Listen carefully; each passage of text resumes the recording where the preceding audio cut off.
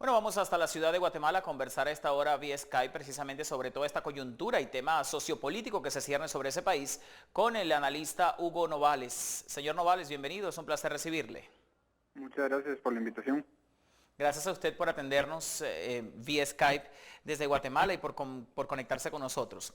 Bueno, defendiendo un poco al presidente Molina, desde una perspectiva netamente periodística, obviamente, valga la redundancia, le pregunto, estas mediciones que hace Sid Gallup evidentemente trazan un mal escenario para el mandatario por la coyuntura que se ha vivido en este momento tras los escándalos de corrupción.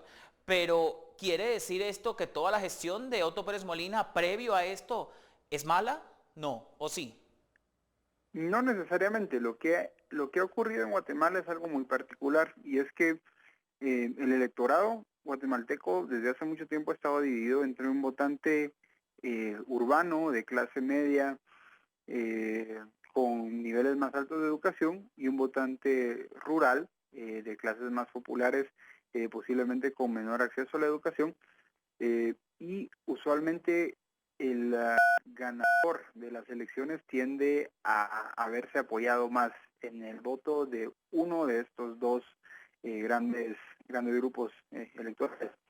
Entonces, en el caso del presidente Pérez Molina, él se apoyó en la clase media urbana para obtener la victoria electoral y de hecho en la ciudad de Guatemala él ganó en la segunda vuelta con casi el 70% de los votos.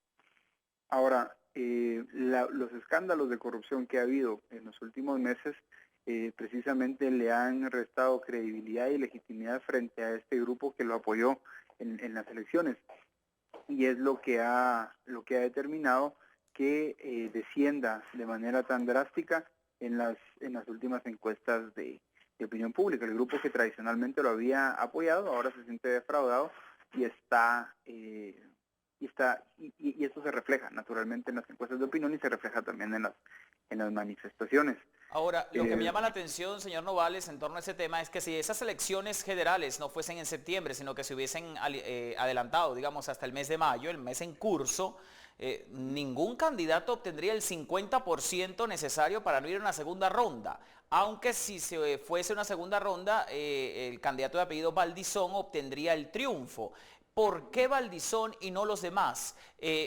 ¿Cómo queda, digamos, la tendencia política que apoyó a el actual presidente Otto Pérez Molina cuando él se postuló junto a su binomio presidencial en este momento?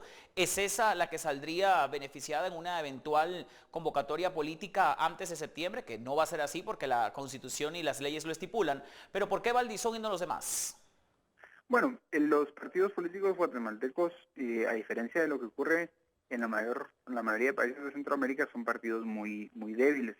De hecho, tienen un promedio de vida de 10 años, que equivale a dos elecciones y media, por así decirlo, dos periodos electorales y medio.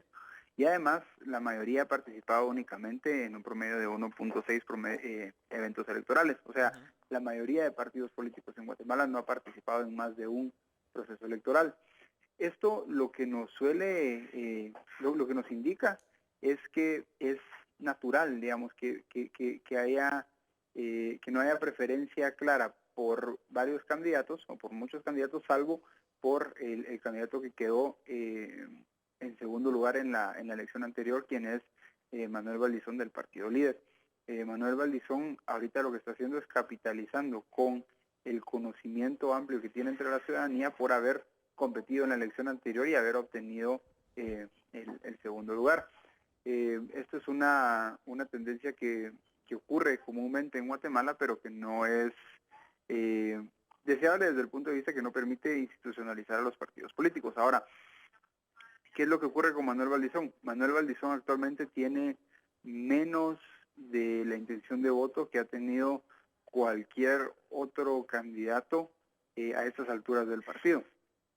Usualmente cuando un candidato entra en esta fase en esta fase de la elección los candidatos que han ganado han tenido una intención de voto superior al 35%, que empieza a disminuir conforme empiezan a aparecer las demás opciones políticas y empiezan a hacer propaganda las demás opciones políticas.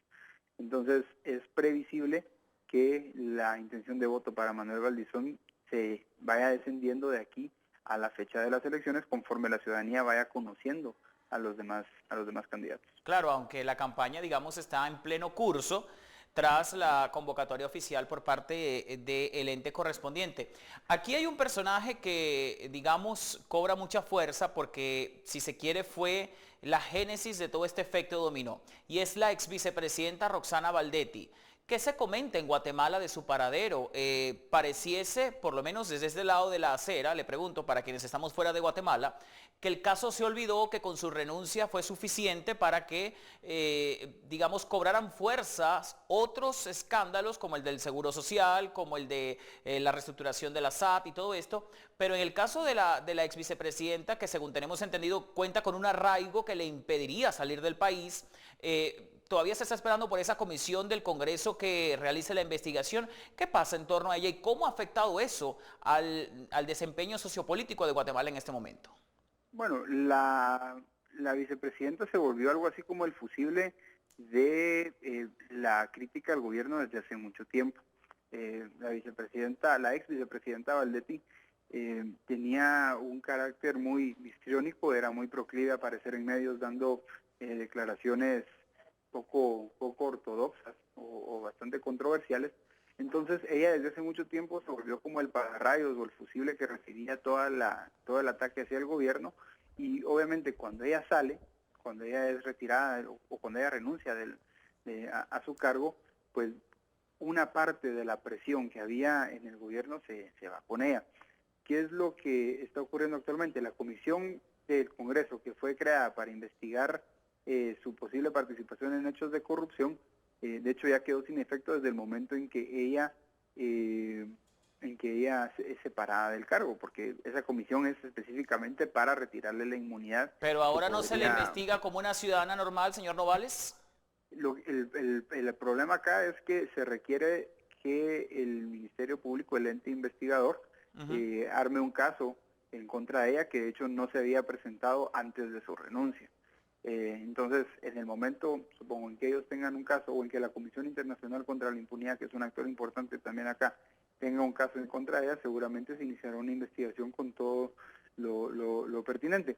En este caso, la situación de ella no está en el olvido. Lo que ocurre es que la Comisión contra la Impunidad en Guatemala, que es un ente de Naciones Unidas que opera en Guatemala para apoyar al Estado en la aplicación de justicia, pues ha identificado otros escándalos de corrupción, como mencionó usted, el caso del Seguro Social, Sí. y esto podría tener dos efectos, digamos, podría distraer la atención de lo que ocurrió con el secretario privado de Baldetti en su momento, y liberarle atención a ella, o podría simplemente ser una bola de nieve que se acumula y que se convierte en una crisis cada vez más grande para el gobierno.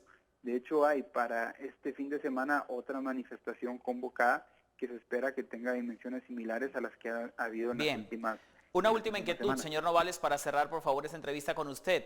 Y traigo a colación la CICIG, que en su momento estuvo prácticamente en un hilo su permanencia en Guatemala, porque el presidente Otto Pérez Molina tenía que decidir si solicitaba a la ONU la extensión o no del mandato por 2 años, porque decía que ya la CICIG había cumplido su ciclo.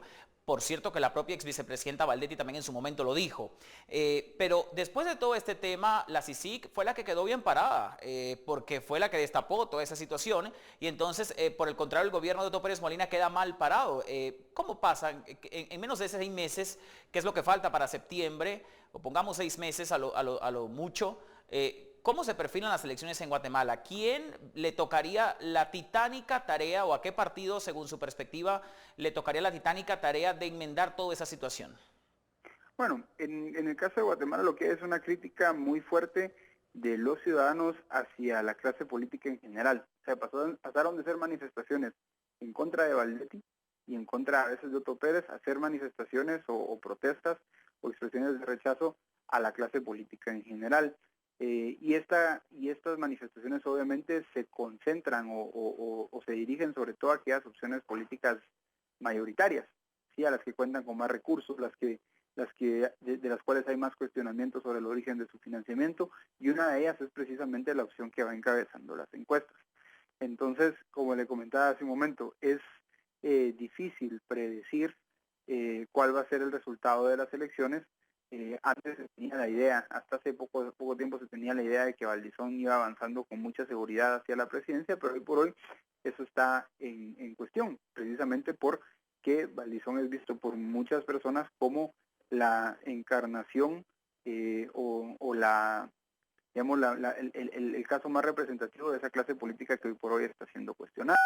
Entonces, yo creo que es muy difícil decir quién va a ganar las elecciones o quién va a ser la fuerza política que lidere las posibles reformas que se lleven a cabo en los próximos meses, pero lo cierto es que empieza a emerger de parte de la ciudadanía, hasta ahora desorganizada, algún grado de mayor organización, de mayor concreción en cuanto a las propuestas que plantea, y Guatemala sí cuenta, hoy por hoy, a pesar de que los partidos políticos son muy débiles, sí cuenta con los canales necesarios para que a través de las organizaciones de la sociedad civil, no son partidos políticos, pero que cuentan con algún grado de legitimidad y de credibilidad, se canalicen algunas demandas y propuestas hacia el Estado. Por ejemplo, ya hoy por hoy, de hecho, el Tribunal Supremo Electoral, que es la institución rectora del régimen electoral en Guatemala, presenta una propuesta de reformas a la ley electoral y de partidos políticos, particularmente en temas relacionados con financiamiento y con democracia interna, que son los que están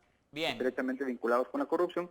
Y entonces esta presentación es apoyada por diversas expresiones sociales y es muy probable que por el lado de la sociedad civil es que vaya a irse distendiendo la crisis. Aquí el tema también está en Alejandro Sinibaldi, que renunció por un boicot aparente de la ex vicepresidenta, entre otros puntos, y también se perfilaba como un fuerte contendor a las presidenciales de septiembre. Señor Novales, muchas gracias por su tiempo. Hasta ahora ha sido un placer conocer su análisis político de este tema en Guatemala. Muchas gracias a ustedes.